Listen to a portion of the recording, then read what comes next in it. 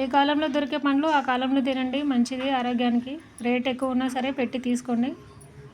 మేము అమ్మడానికి వస్తారు కదా, వాళ్ళ దగ్గర కొనుక్కున్నాము. ఇవి 100 రూపాయలకి ఇచ్చింది ఇవన్నీ ఆమె.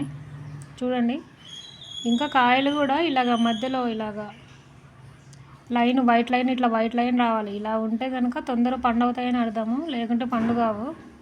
కాయలు తెంపడానికి వెళ్తారు కదా, ఈ వైట్ లైన్ చూసుకొని తెంపుకోవాలి చెట్టు మీద నుంచి కూడా, లేదంటే పండు కావండి ఊక వేస్ట్ అవుతాయి. ఇదిగో చూడండి, ఇవన్నీ కూడా వైట్ లైన్ వచ్చినాయి, పెద్ద పెద్దగా ఉన్నాయి. ఇవి డొక్కలు కూడా పెద్దగా ఉన్నాయి, అంటే పెద్దదే ఉంటుంది లోపల. ఇత్తు కూడా ఎక్కువ తీయగా ఉంటుందని కూడా అర్థము. ఇలా పెద్దగా ఉందంటే ఎక్కువ తీయగా ఉంటుందని కూడా అర్థము. చిన్నగా ఉంటే చిన్న ఇత్తు ఉంటుంది, చిన్నగా కొంచెమే తీయగా ఉంటుంది. ఇదిగోండి, ఇక్కడ పండదని అనుకోవద్దు, పండుతుంది ఇది. ఇదిగోండి, ఇక్కడ అంతా పెద్దగా ఉంది, ఇక్కడ మాత్రం చిన్నగా వచ్చింది. పండుతుంది ఇది. ఇక్కడ వరకు చాలా తీయగా ఉంటుంది, ఇక్కడ కొంచెం తక్కువ ఉంటుంది అన్నమాట గుజ్జు. చూడండి, ఇలా చూసుకొని తీసుకోవాలి. ఇదిగోండి, ఎంత బాగున్నాయో అన్ని కాయలు. కానీ అన్ని కాయలే ఉన్నాయి, రేపటికి మాత్రం 4 పండయ్యేలాగా ఉన్నాయి.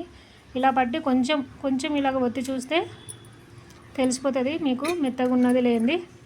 మెత్తగా ఉన్నవి పైన పెట్టుకోవాలి, గట్టిగా ఉన్నవి కింద పెట్టాలి.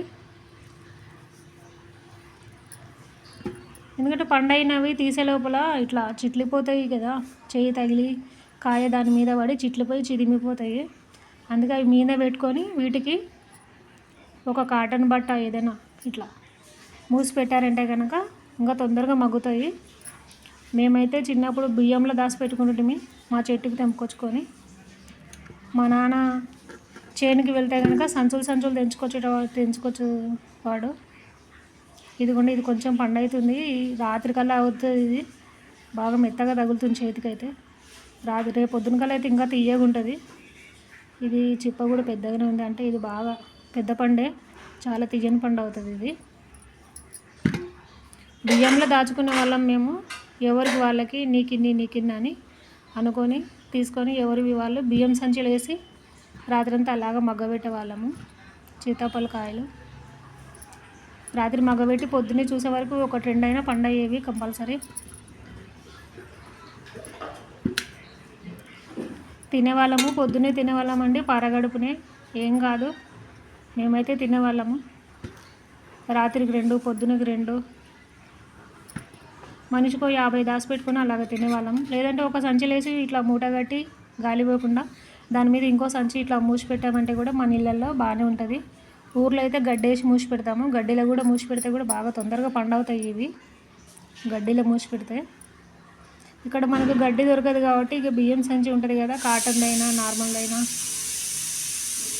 మన రేషన్ షాపులో ఉండే గోను సంచి ఉంటుంది కదా, ఆ సంచిలో అయినా సరే మూసి పెట్టామంటే బాగా వండుతాయి,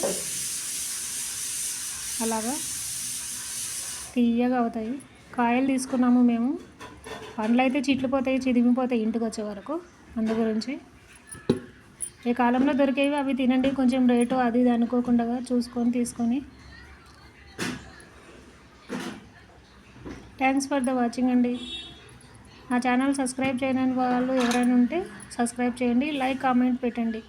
మీకు సీతాఫల పళ్ళు ఎన్నిసార్లు తిన్నారో, ఎక్కడి నుంచి తెచ్చుకుంటారో నాకు కామెంట్ చేయండి. Thank you, bye.